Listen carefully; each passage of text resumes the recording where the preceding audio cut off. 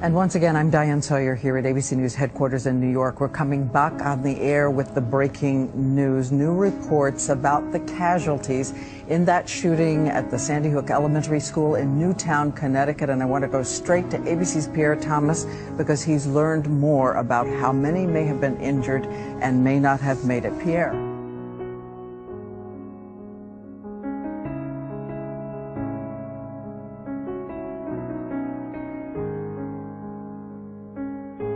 Diane, we're being told by multiple state and federal sources that unfortunately more than a dozen people have been shot and killed at that school, and that number includes children. It does include children, and again, we've heard reports of casualties of some of the adults in the front office. But Pierre, how strong is this news? How much can we say to people that we know that it has reached this shattering level?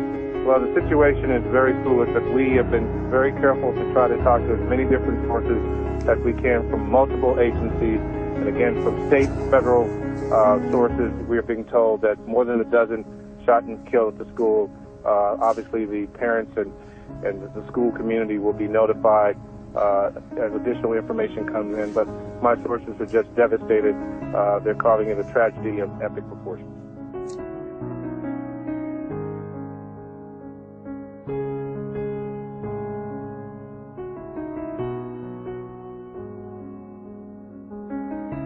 Susan, are you getting more information on what happened? Yes, Wolf, I have some new information to report now from two law enforcement sources that among the dead is the mother of the shooter in this case.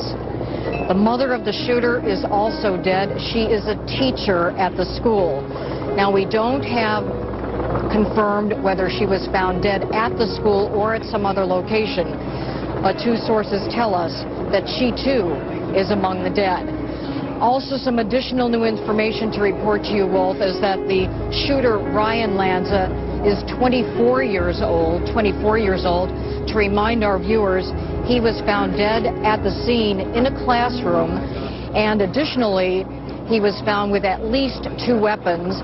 I am hearing that there may be even more weapons that were found. And also, as we have previously reported, another person is being questioned by police in connection with this shooting, but we have no additional information on that at this time to report.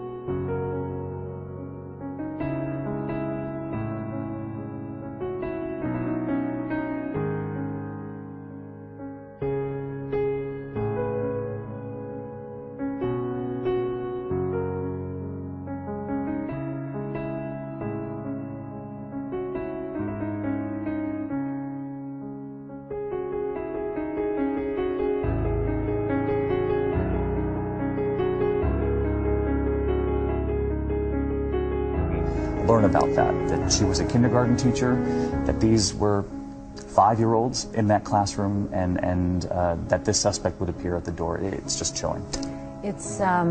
There are no words to describe what must have been going on so many different levels. You know, as a parent, what the fear and confusion that the children were experiencing, what the teacher was experiencing, the mental illness that the shooter, by definition, was experiencing, and then the shockwaves literally that go out from that point, that ground zero on, and literally at this point now, I think it's safe to say, are being felt throughout the world.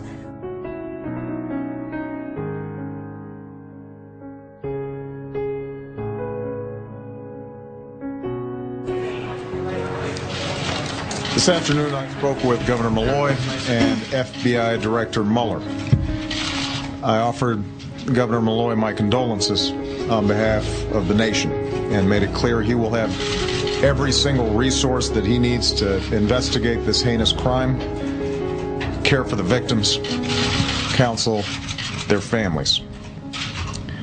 We've endured too many of these tragedies in the past few years, and each time I learn the news, I react not as a president, but as anybody else would, as a parent.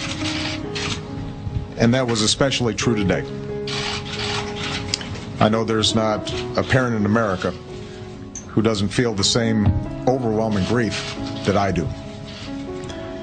The majority of those who died today were children. Beautiful little kids between the ages of 5 and 10 years old.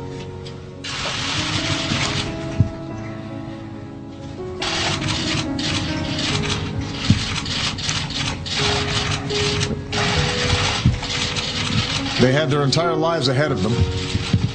Birthdays, graduations, weddings, kids of their own.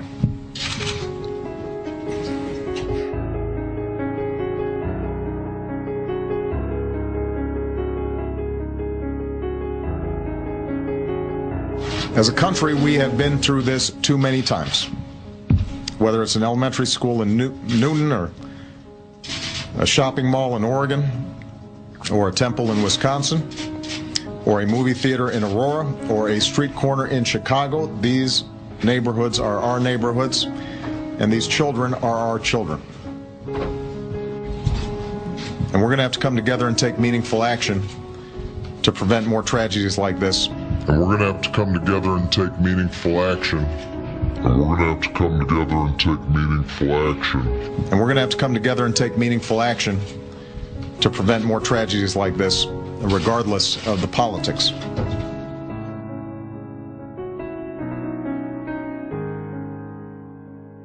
The United Nations is now considering, at this moment, a global arms treaty that would curtail certain gun sales.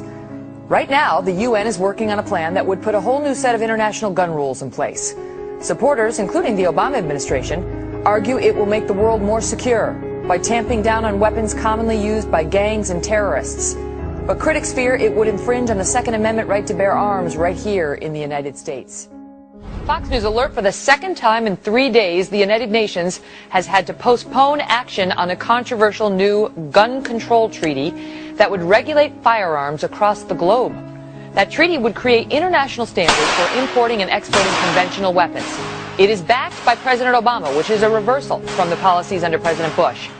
But our next guest says that these UN rules could fundamentally change American gun laws and threaten our Second Amendment rights right here at home.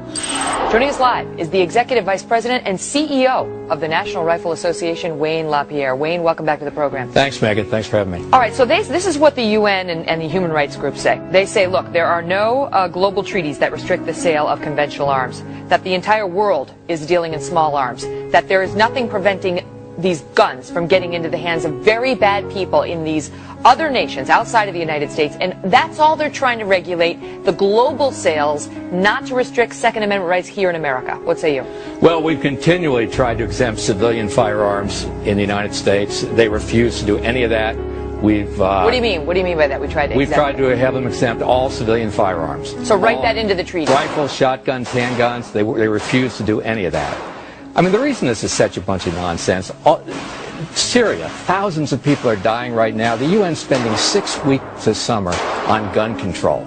I mean, the fact is, the UN doesn't protect people. It doesn't save the innocent. I mean, you could stack to the ceiling the bodies of the innocent 1,000 times over that the UN has failed to protect.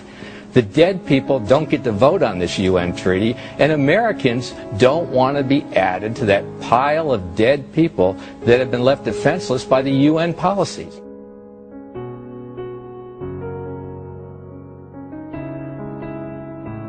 In darkness all across this country, that we can change the worst conditions of our country.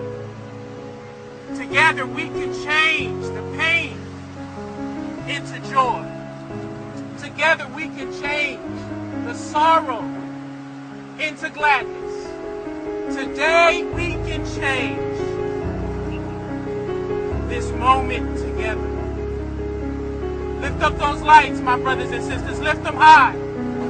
Let our light so shine so everyone can see that today is the day.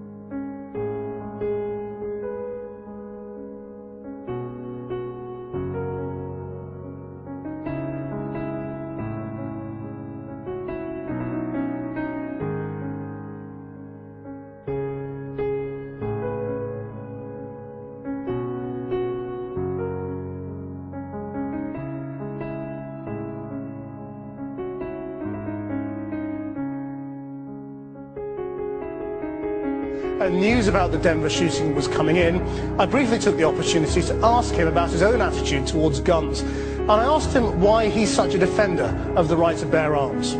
Well, I give up my gun when everybody else does. And is that doesn't that make sense? Well, doesn't that make sense? I mean, if you were to, if there were guns here, would you want to be the only person without one? So do you carry guns? Not routinely at home? I mean, you have a gun at home? Yeah, it's legal in the United States. It's part of our Constitution. You know, the right to bear arms is because that's the last form of defense against tyranny. It's because that's the last form of defense against tyranny.